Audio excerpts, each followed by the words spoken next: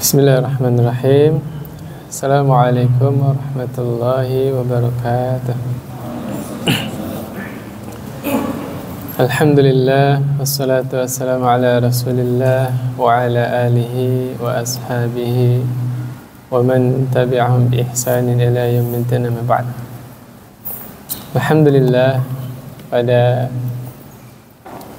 malam hari ini, malam yang ke-17 ya. Tadi sore kan 16. Benar ya? Malam ke-16 ya. Lebarannya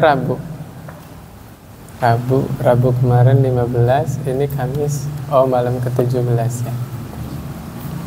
Alhamdulillah, Allah pertemukan kita di tempat yang paling Allah cintai, yaitu salah satu rumah Allah dari sekian banyak rumah-rumah Allah di dunia ini.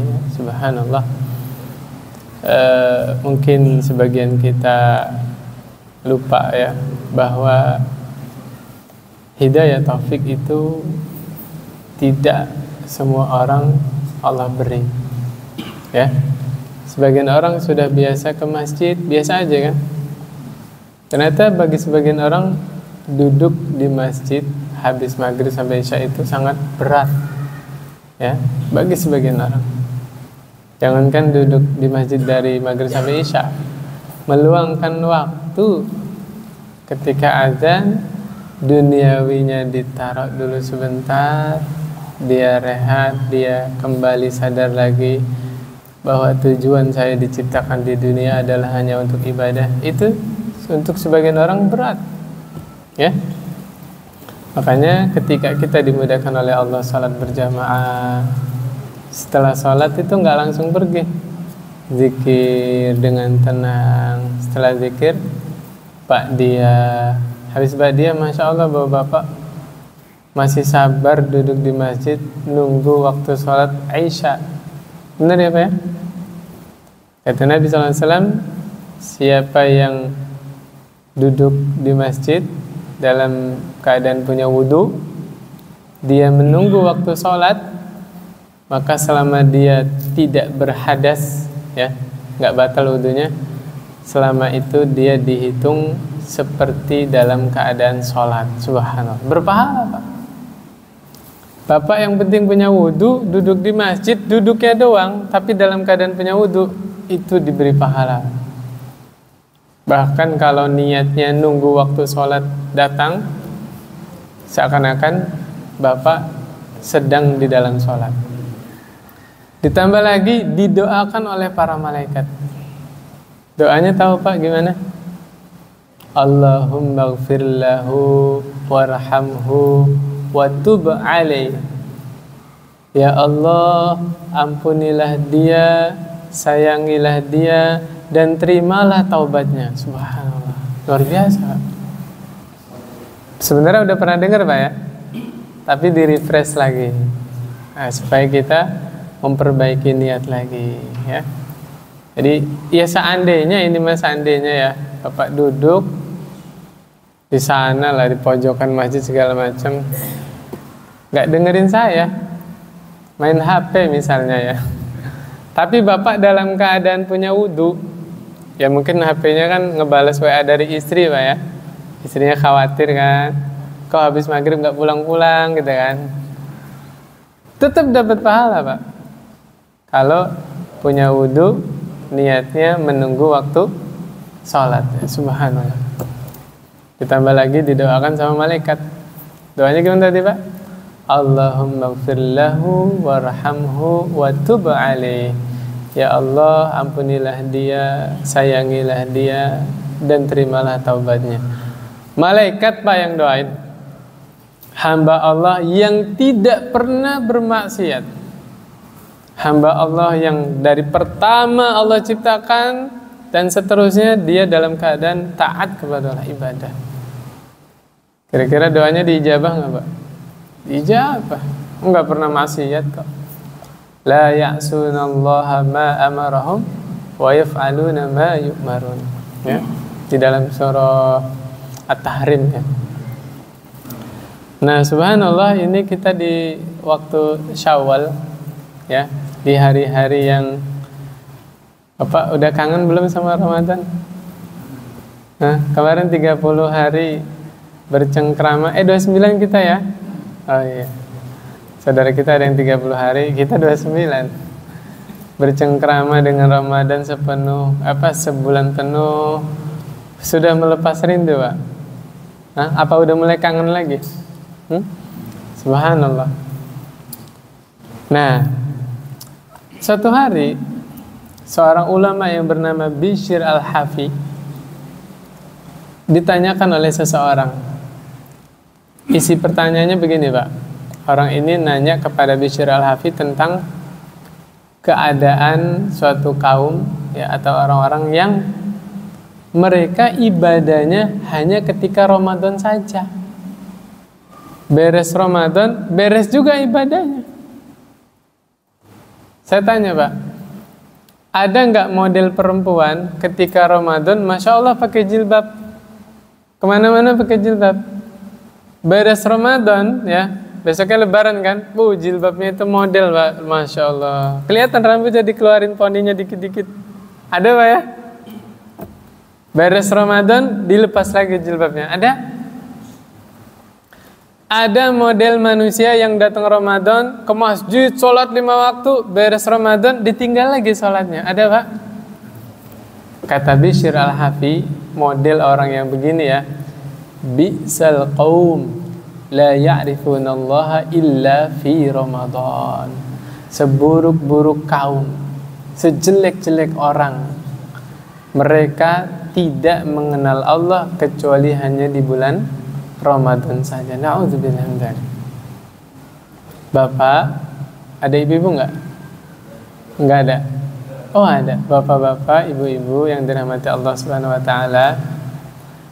Ayo perbaiki niat kita ketika Ramadan datang, ketika ibadah di bulan Ramadan. Selama ini kita ibadah karena Allah atau karena Ramadan? Ramadan itu makhluk bukan? Makhluk bukan, Pak? Makhluk. Na'udzubillah, kalau kita ibadahnya karena Ramadan, berarti ibadahnya karena makhluk. Na'udzubillah min dzalik. Allah yang kita sembah di bulan Ramadan, Dia Maha Satu, Maha Esa, juga sama Tuhan yang kita sembah di bulan Syawal. Allahnya sama, kita juga menyembah Allah di bulan Dzulqa'dah dan di seluruh bulan di sepanjang tahun. Maka keliru kalau Ramadan selesai, ibadahnya juga selesai. Saya pernah sampaikan di sini loh, waktu Ramadan. Saya Ramadan ngisi kajian nggak? Lupa saya. Subuh ya? Lupa saya. Pernah ya? Saya pernah sampaikan di sini kalau nggak salah. Nggak usah nunggu lama, syaitan menggoda kaum muslimin. Ramadan diikat kan setannya, Pak? Syawal dilepas. Berarti kapan tuh dilepasnya? Malam takbiran. Maghrib kan? Takbiran di mana-mana sampai takbir keliling, Masya Allah. Bawa truk ya. Bawa apa, Pak? Drum itu segala macam lah ya. Anak-anak kecil ikut-ikutan. Subhanallah, tanpa kita sadari kaum muslimin terlena dengan gembiranya datang Id ya. Berapa di antara kita di malam takbiran masih nyempetin sholat witir 3 rakaat atau 1 rakaat? Nah, ini evaluasi buat kita masing-masing ya. Nggak usah dijawab pertanyaannya, diri kita masing-masing tahu ya. Berapa di antara kita yang di malam takbiran masih nyempetin sendirian di kamar baca Quran 2 lembar atau 3 lembar? Atau jangan-jangan kita termasuk orang-orang yang Ramadan berlalu, saking gembiranya kita, salat malamnya ditinggal, baca Qurannya ditinggal. Ya Allah ya Rabbi, Ramadan baru berlalu berapa jam?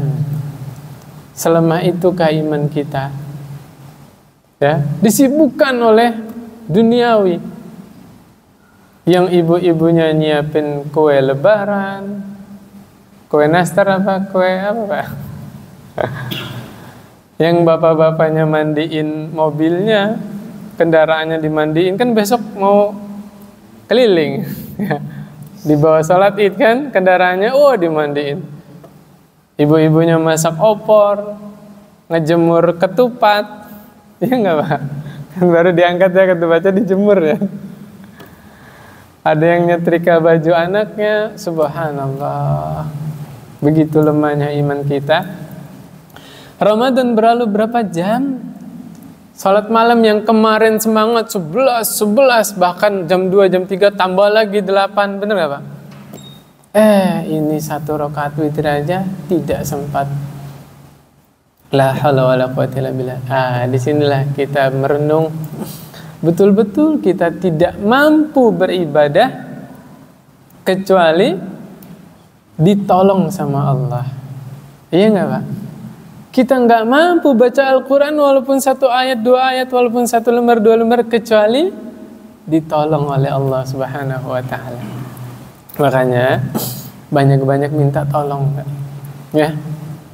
Jangan pede, merasa percaya diri. Saya bisa sholat malam tiap malam, saya bisa baca Quran. Jangan Pak. Merasa rendah dirilah di hadapan Allah Subhanahu wa Ta'ala ketika kita ibadah. Makanya Nabi Muhammad SAW mengajarkan Mu'ad bin Jabal doa yang begitu fenomenal. Alhamdulillah teman-teman sudah hafal sekarang. Gimana Pak doanya? Allahumma a'inni ala zikrika wa syukrika wa husni ibadatik. Apalagi doa ini dibacanya sambil menghayati artinya Pak, sampai netes air mata. Ya Allah, tolonglah aku supaya aku senantiasa berzikir kepadamu, supaya aku senantiasa menjadi orang yang selalu mengingatmu. Tolonglah aku supaya aku menjadi orang yang selalu bersyukur kepadamu, berzikir, bersyukur. Wa husni ibadatik, ya Allah, perbaikilah ibadahku kepadamu. Betul-betul ketika kita membaca doa itu betul-betul hadirkan perasaan saya butuh ditolong oleh Allah Subhanahu wa Ta'ala. Ya, subhanallah. Saya kemarin iri Pak sama ibu-ibu. Hari apa itu saya lupa. Senin kalau nggak salah. Ya. Ahadnya ya. Ada ibu-ibu di sini Pak. Sebelah sana dekat rumah sakit KS. Dengar kabar nggak Bapak? Allah wafatkan dalam keadaan salat zuhur Pak. Salat zuhurnya baru dapat 1 rakaat, wafat. Luar biasa. Siapa yang nggak kepengen Allah wafatkan dalam keadaan ibadah? Luar biasa Pak. Makanya saya ingat perkataan Imam Ibnu Katsir, Imam Ibnu Qayyim rahimahumullah ya, di dalam tafsirnya ketika menafsirkan ayat wala tamutunna illa wa antum muslimun. Apa kata para ulama? Man 'asha 'ala syai' mata 'alaihi. Siapa yang hidup di atas suatu kebiasaan, Allah wafatkan dia di atas kebiasaan tersebut. Insya Allah Pak, Bapak yang biasa ke masjid, yang biasa sholat di masjid, Allah wafatkan nanti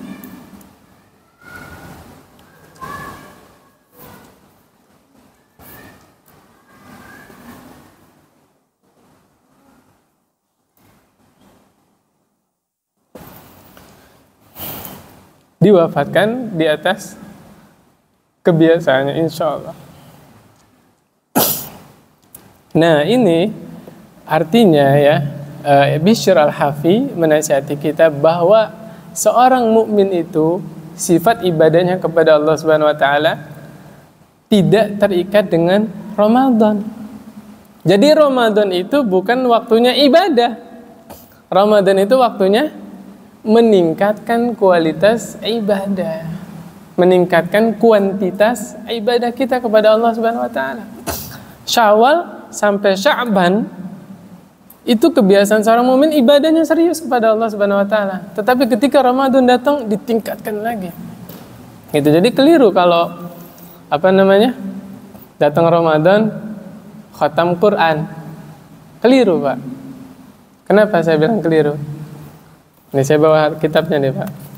Di dalam Sahih Bukhari dijelaskan, yang mau nanti pulang ngecek ya. Saya kira sebagian teman-teman ada Sahih Bukhari di rumahnya ya. Sekarang udah banyak terjemahan, Pak. Ini hadisnya nomor 5052, Pak. Hadis ini diceritakan oleh seorang sahabat yang bernama Abdullah ibni Amr ibnul As. Siapa yang nggak kenal? Kenal nggak, Pak? Siapa yang nggak kenal? Saya masih lupa, Pak. Amr ibnul As adalah seorang sahabat pertama yang menjadi gubernur di mana? Di Mesir. Makanya kalau kita suatu saat nanti ke Mesir ya, nanti di Mesir itu ada Masjid Amr ibnul As. Ya, Amr ibnul As punya anak, siapa namanya, Pak? Abdullah. Makanya Abdullah bin Amr ibnul As. Ya, Abdullah cerita, Pak. Ankahani abi imra'atan zata hasabin. Ya, bapak saya menikahkan saya kepada seorang wanita yang terhormat, ya, zata hasabin. Wanita ini wanita terhormat, ya, wanita baik-baik, ya. Fakana yata'ahadu kannatahu fayas'aluha an ba'liha. Kemudian ya biasa ya, namanya mertua ngunjungin anaknya, ngunjungin menantunya, itu hal yang biasa, Pak ya. Kemudian istri saya cerita ke bapak saya. Kata siapa ini? Kata Abdullah ya. Ni'mar rajul min rajulin. Abdullah itu sebaik-baik orang. Ya, suami yang baik. Gimana nggak baik? Orang rajin puasa, rajin khatamin Quran. Ada tapinya, Pak. Lam yata' lana firashan walam yufattish lana kanafan munzu atainahu. Tapi suamiku, kata menantunya ya, semenjak kita akad nikah sampai sekarang suami saya belum membuka penutup saya. Maksudnya apa nih, Pak? Dari semenjak akad nikah sampai sekarang istrinya tidak pernah disentuh. Bapak kalau sekarang dengar kasus begitu, itu masalah bukan, Pak? Masalah. Kan di dalam suatu pernikahan, di antara yang dinanti-nanti malam pertama ya. Bener nggak, Pak? Ada yang bulan madu ke mana gitu kan. Ini semenjak akad nikah sampai mertuanya ngunjunginnya beberapa waktu, di sini nggak disebutin berapa pekan, berapa bulannya. Ya, so istrinya nggak ngeluh. Karena memang suaminya baik. Cuma satu doang yang dikeluhkan apa? Nggak pernah disentuh istrinya. Maka seorang Amr ibnul As juga khawatir kan, anak saya kenapa ini, ya kan? Kalau sekarang orang kayak gitu pasti bapak-bapak mikirnya negatif kan, bener gak? Tertarik gak nih sama cewek gitu kan? Akhirnya Amr ibnul As lapor kepada Rasulullah SAW. Ketika itu Rasulullah SAW seorang khalifah sekaligus seorang qadi. Qadi itu apa, Pak? Hakim, ya, yang memutuskan perkara-perkara. Akhirnya Nabi Muhammad SAW memerintahkan Al-Qani bih. Coba Abdullah bawa sini. Subhanallah, Pak. Ini luar biasa ini. Kalau kita dengar kasus itu pasti yang ada pikiran kita negatif, ya enggak? Rasulullah SAW, Abdullah baru datang, apa yang ditanya sama Rasul? Kaifa tasumu? Wahai Abdullah, bagaimana puasamu? Masya Allah. Kalimat yang begitu indah keluar dari hati yang murni, bersih, dari lisan orang terbaik yaitu Nabi Muhammad sallallahu alaihi wasallam. Husnuzon, Pak. Nabi nggak ada pikiran macam-macam. Ini Abdullah ini nggak sempat nyentuh istrinya, kayaknya banyak puasa ini. Bener, Pak. Apa jawab Abdullah? Kulla yaum. Ya Rasulullah, saya puasanya setiap hari. Nah, ketemu nih akar permasalahannya ya. Ya. Gara-gara apa Abdullah tidak nyentuh istrinya? Puasanya tiap hari. Pasti teman-teman mikir, kan bisa malamnya. Ya kan? Nabi gali lagi pertanyaan berikutnya. Wa kaifa takhtim? Terus gimana engkau mengkhatamkan Quran? Apa kata Abdullah? Kulla laila, setiap malam. Wah, ini penyebabnya ini. Kenapa tidak sempat nyentuh istrinya? Siangnya sibuk puasa tiap hari, malamnya khatamin Quran tiap hari. Saya mau ngeluruskan apa yang ada di kepala Bapak nih. Emang saya tahu hal yang gaib? Enggak. Pasti kita kalau dengar khatamin Quran, Bapak mikirnya orang buka mushaf. Nah, kalau memahami hadis ini keliru. Karena di zaman Nabi sudah ada mushaf belum? Belum. Mushaf itu pertama kali ada di zaman Abu Bakar, Umar yang usul. Gara-gara apa namanya? Sahabat penghafal Quran itu terbunuh sekitar kira-kira 70 orang, Pak. Penghafal Quran, Pak. Umar khawatir, ya. Umar tinggi imannya, Pak. Tapi realistis juga. Ini sahabat-sahabat penghafal Quran kalau terbunuh lagi gimana gitu kan? Akhirnya usul kepada Abu Bakar supaya Al-Quran dibukukan. Itu juga baru itu dong, Pak, belum banyak. Baru ada 1 atau 2 mushaf, kan ditulis.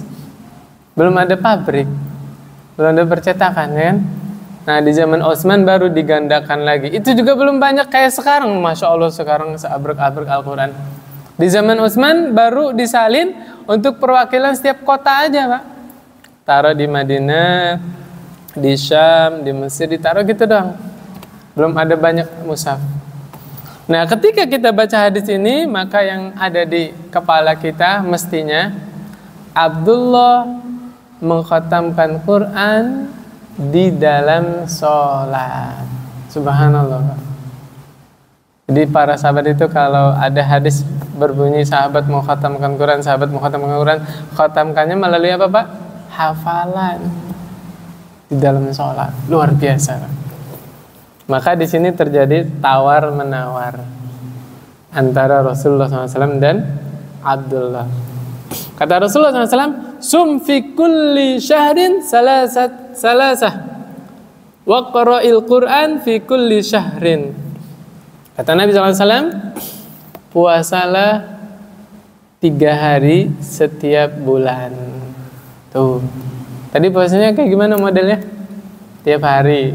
Sama Nabi dikasih keringanan. Bahasanya jangan tiap hari puasanya, 3 hari setiap bulan. Di dalam hadis riwayat lain dijelaskan, siapa yang continue puasa 3 hari tiap bulan, ya Pak ya. Nih, ada orang nih, dia punya kebiasaan setiap bulan pasti puasanya 3 hari. Sampai meninggal dia nggak ninggalin puasa itu, sampai wafat, Pak.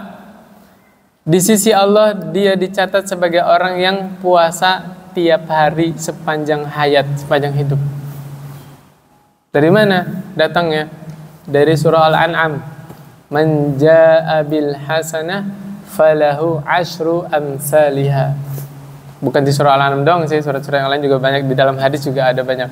Siapa yang melakukan 1 kebaikan, maka ditulis bagi dia melakukan 10 kebaikan. Kalau Bapak puasanya 3 hari, dicatat di sisi Allah berapa jadinya? 30 hari. Tuh, Pak, luar biasa. Enak gak, Pak? Ibadahnya ringan, tapi dicatatnya luar biasa. Siapa yang puasa 3 hari setiap bulan, continue sampai wafat, dicatat di sisi Allah, dia seakan-akan puasa sepanjang masa. Ya, luar biasa. Subhanallah. Berat nggak, Pak, puasa 3 hari, Pak? Nggak mesti berturut-turut. Dan nggak mesti ayamul bait. Ya, bait pakai bo, ayamul bait tuh. Kalau pakai tak, bait artinya rumah, Pak. Ya, kalau pakai bo artinya apa? Bersinar ya, putih. Ayyamul bait. Maksudnya kenapa? Lihat bulan, Pak. Kalau udah malam 13, 14, luar biasa indah.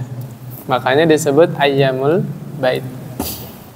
Jadi ada hadis tentang Ayyamul Bait, jangan salah paham Pak ya. Nanti dikira saya ngingkarin Ayyamul Bait lagi. Waduh, ini ngajinya sambil main HP berarti.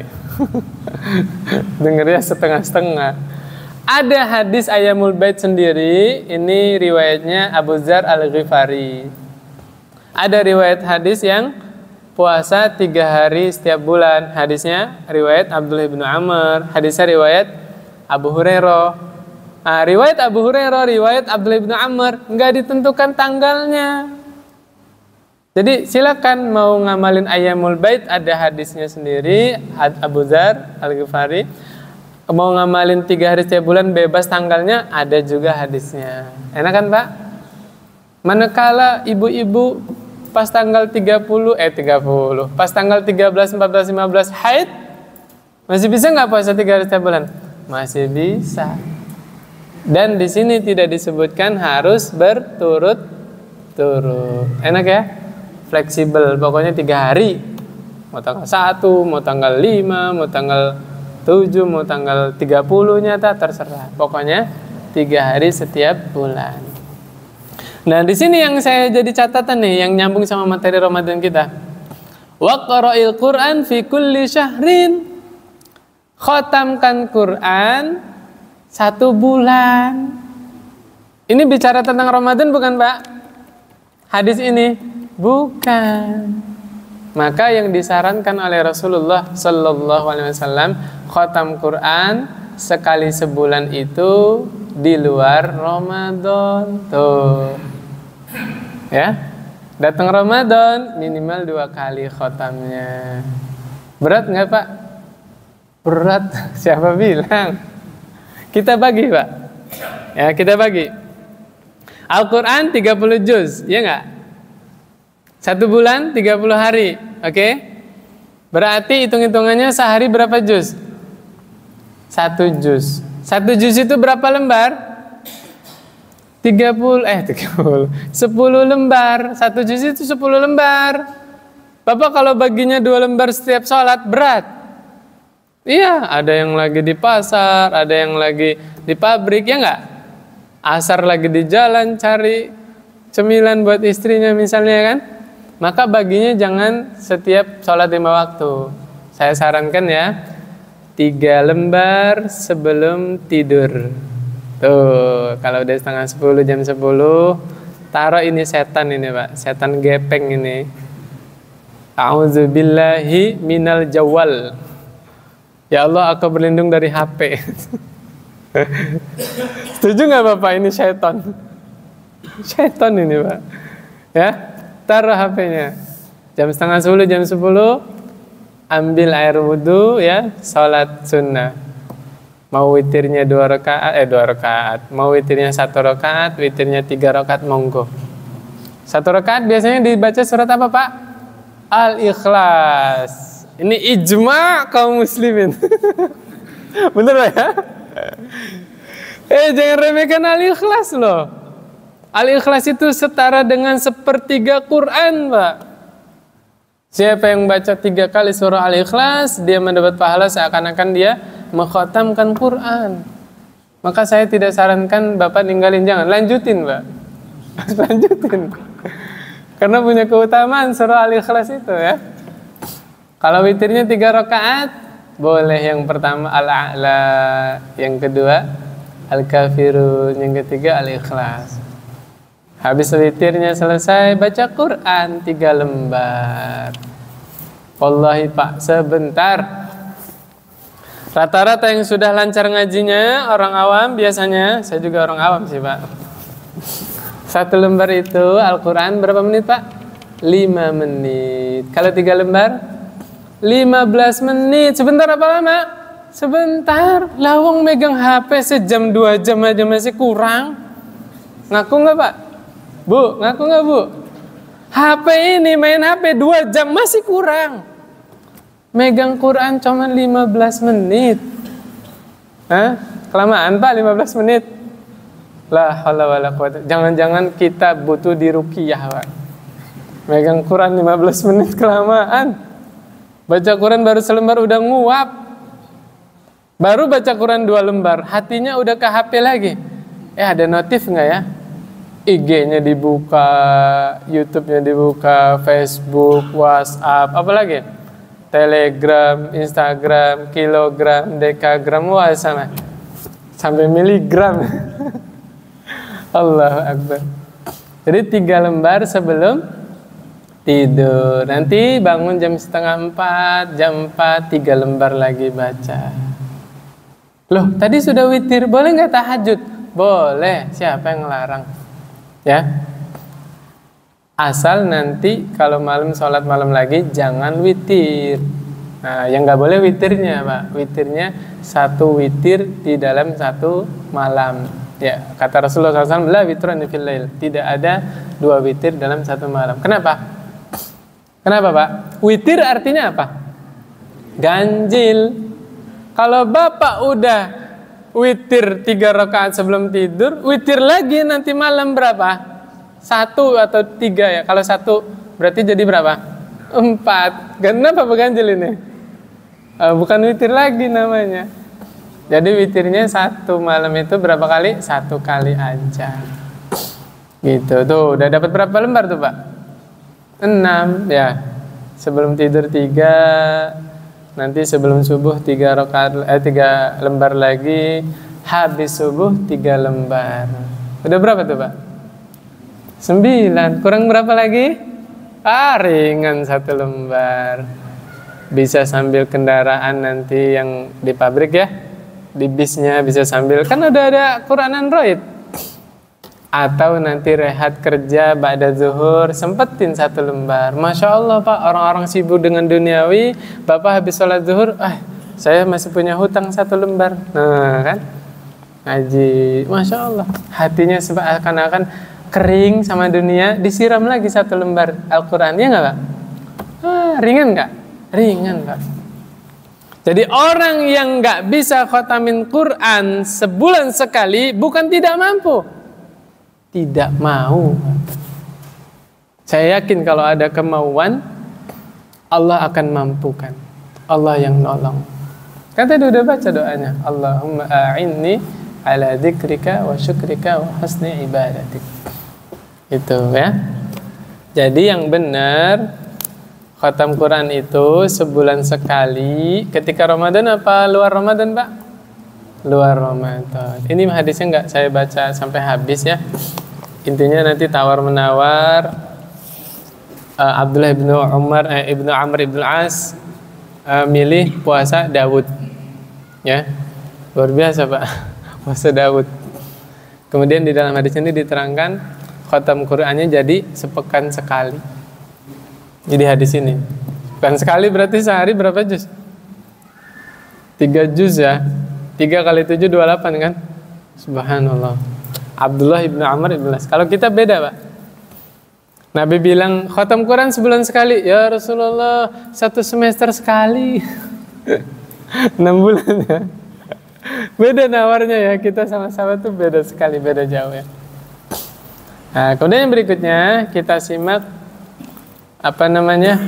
untaian yang begitu indah dari para ulama. Ya. Ini sudah sering kita dengar ya. Kata para ulama, inna min alamati qabulil hasanah al-hasanatu ba'daha. Bismillah. Alhamdulillah. Apa kata para ulama? Di antara tanda diterimanya kebaikan seseorang adalah dia melakukan kebaikan setelah kebaikan. Luar biasa, Pak. Saya ulangi ya. Tanda kebaikan seseorang diterima sama Allah adalah dia melakukan kebaikan setelah kebaikan. Artinya gimana artinya? Gampang. Pahaminya gini, Pak.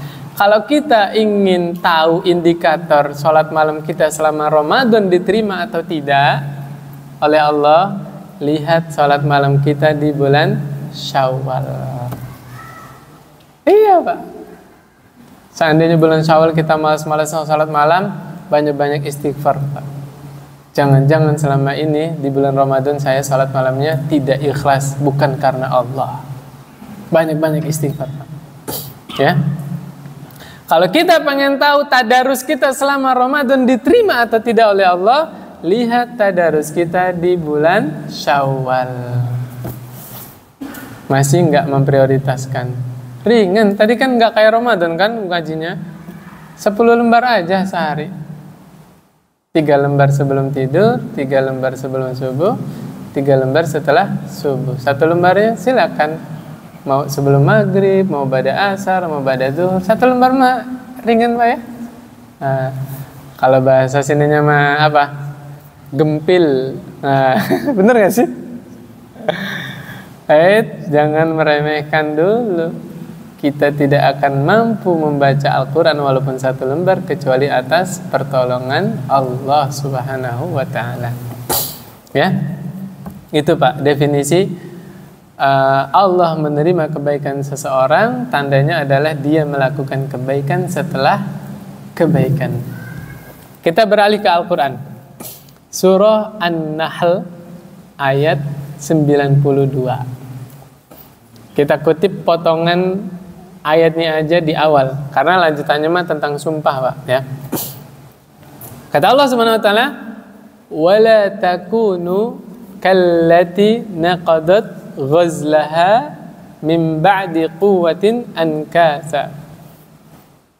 Janganlah kalian menjadi seperti wanita yang menguraikan kain-kainnya ya setelah dia pintal menjadi kuat.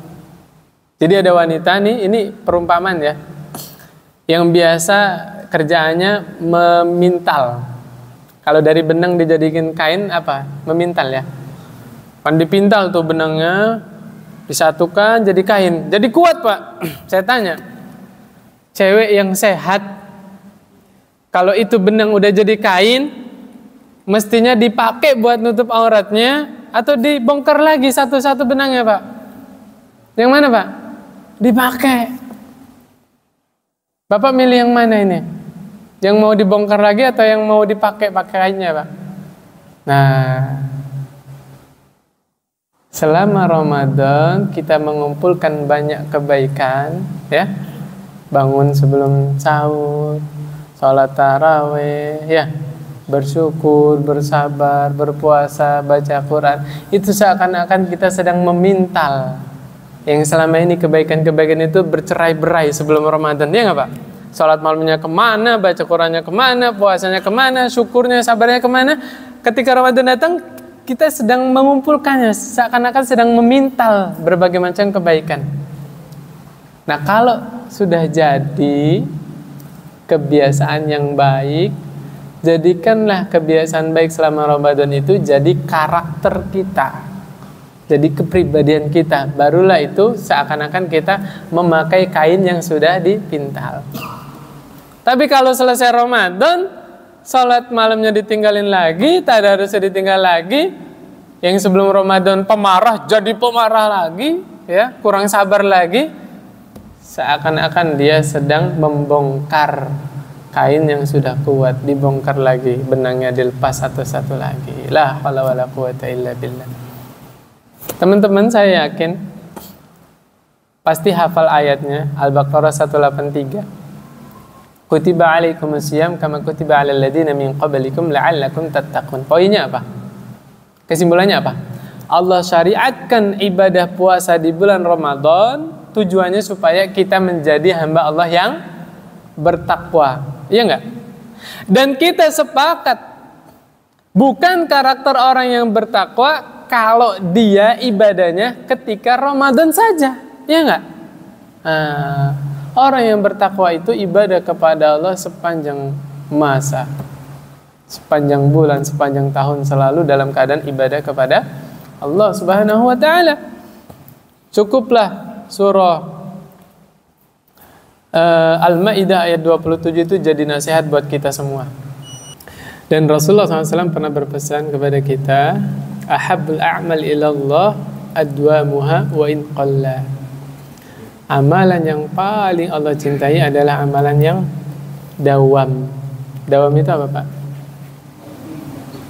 Terus menerus, berkesinambungan, berkelanjutan, continue ya. Walaupun sedikit, Pak. Makanya tadi saya dari awal, padahal tarawih biasa 11 kan, saya nyontohnya berapa di luar Ramadan? 3 rakaat doang, 1 rakaat doang, witir doang.